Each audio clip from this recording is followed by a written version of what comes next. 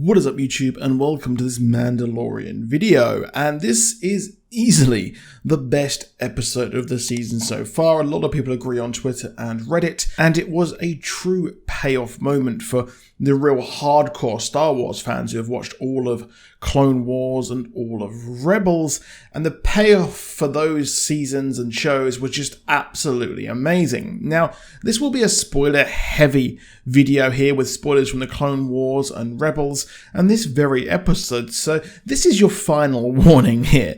If you enjoyed the video, then please do drop a like down below and subscribe with notifications on if you want more from us. And we pick up directly after last week's filler-ish episode, but personally, I don't really mind the filler in this show. I just love seeing more of Star Wars and the post-Empire world, which I mentioned last week.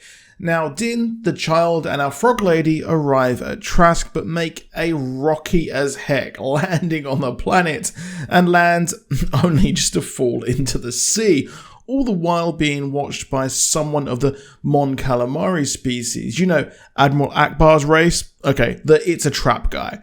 But he's told to go to an inn where he can find fellow Beskar wearers as the frog lady finally finds her husband in a very emotive scene, and Baby Yoda finally gets something to eat that is not her eggs, which has somehow been a huge controversy, and I never thought that Baby Yoda would be cancelled, but 2020 is hitting different these days. And like a good dad, he's given some nice porridge, albeit there was a bug in there, but Baby Yoda, don't play with your food. He asks about other people like himself, but there turns out to be some apparently who have been visiting Trask, which makes sense as it is indeed a spaceport. And he goes on a ferry watched by Sasha Banks' character, more on her later. However, this turns out to be simply a trap. I'm not sure if it's the alien from earlier being an Easter egg, but he takes passage on the ferry with a group of Quarrens who are native to Mon Cala, who shared their homeworld with Mon Calamari. Yes, it's the trap guy. And they had a story arc in Clone Wars about these two races having a sort of civil war, and it wasn't my favourite arc, but it was interesting to see how the two factions in the Clone Wars used different civilizations on planets for their own gain. The child and Din are lured into a trap. It's a trap. But just as all seemed lost, a trio of Mandalorians fly in like it's the final circle in Fortnite, and they've got some legendary weapons and wreck the squid people. It turns out that this is Bo-Katan and her crew. Obviously, Bo-Katan here being played by Katie Sackhoff. Yes, it is her reprising her role, who she voiced in Rebels and, of course, the Clone Wars. She was Mandalorian royalty and the sister of Satine there, who was actually the regent and the Duchess of Mandalore. She was part of the Death Watch and, of course, the Night Owls. The Death Watch were a group who despised the leader of Mandalore around the time of the Clone Wars for taking a pacifist stance, and this Death Watch group wanted to return to the origins of Mandalore and be a warrior race. They were led by Pre Vizsla, yes, the descendant of the creator of the Darksaber. Bo's sister Satine led Mandalore, and Pre Vizsla, along with Maul and his Shadow Collective, plotted to take over Mandalore, which they did. However, Darth Maul actually took over after defeating Pre Vizsla in a fight, leading Bo-Katan to lead a splinter group rebelling against Maul, splitting the Death Watch and these hardcore Mandalorians into Darth Maul's forces and the splinter of of course, the Death Watch. Eventually, the Republic arrived, leading to the Siege of Mandalore, which is possibly the best piece of Star Wars media I think to ever exist. It only really happened this year. Once all of this was said and done, she would later lead Mandalore until the Empire arrived and installed a puppet in the way of Clan Saxon. This planet was again in civil war until Sabine Wren and her clan agreed to give Bo-Katan the Darksaber, leading her to unite Mandalore once more until sometime after this, the Purge happened. And this must have been where the Darksaber was taken off of Bo-Katan and taken by Moff Gideon. At the point she's searching for the Darksaber, and Din hasn't got a clue who she is, as she explains she is the latest in a long line of Mandalorians, and her armor goes back 3 generations. She is the last of her line, meaning Corey Kryze is dead, and this purge absolutely sounded savage.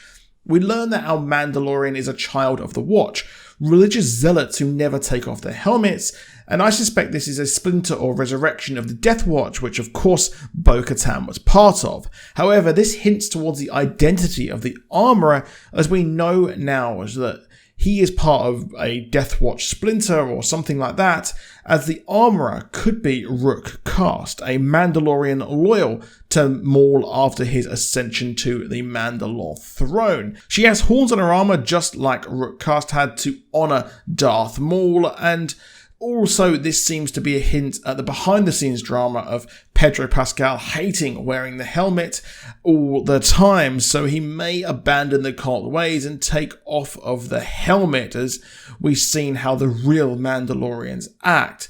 Sasha Banks is not Sabine Wren, which is a total shame, but she is Cosca Reeves, and I have to say that this was great. And she was fantastic in this episode, playing a new character seemingly in Star Wars lore. They part ways as he goes back to the island and is attacked by more Quarrens, only for the Mandalorians to arrive. And Katie Sackhoff reprising her role here is superb. It's nice to see her be a badass in live action, just like she was in Starbuck. I'm not really a fan of her as Aminette Black in The Flash, to be honest. But the Mandalorians kill the attackers and explain that she plans to take her home world back. It seems that Mandalore is somewhat under siege or some call of control by the Empire, but they realise that it was uncontrollable. As I mentioned, there's been so many civil wars in just a short amount of time.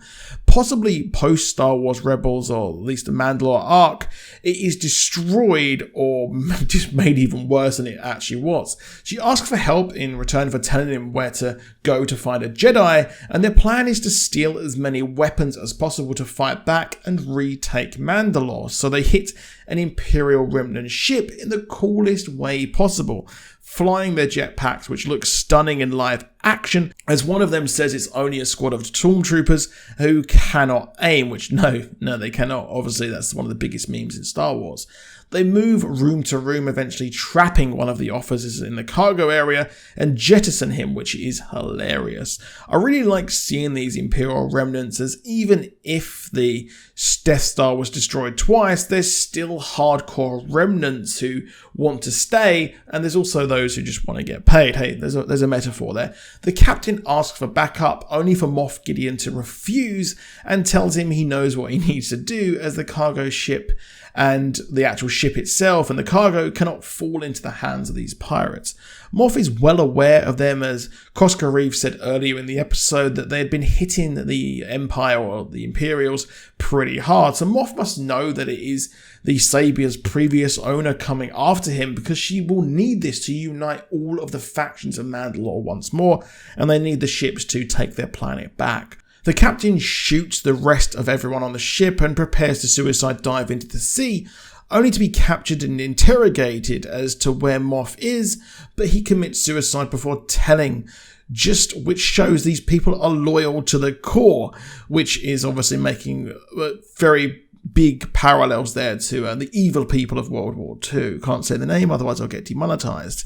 And now, boys, this is it. Mando is told where a Jedi is. He's told to take the child to the city of Caladan on the forest planet of Corvus, and there he will find Ahsoka Tano. Oh boy, the legendary iconic Jedi should, fingers crossed, make her debut in episode 5, as next week isn't a Dave Filoni episode. Episode 5 is directed by Dave Filoni, so it makes sense that she will debut in his episode, seeing as she is his creation. If you didn't know, Ahsoka Tano is the former apprentice of Anakin Skywalker, who had a wild ride leaving the Jedi Order and then returning to try and save things and stop Darth Maul in the siege of Mandalore. But at the end, Order 66 happened and she left, and she was picked up in Rebels, and after this, she tried to find Ezra Bridger along with Sabine Wren. That's what they're doing now. Now, obviously, he went missing during the Rebels finale, so hopefully we'll get some sort of reference to that in the live action, who I'm still gonna wildly guess is Rahul Kohli. It's gonna be interesting.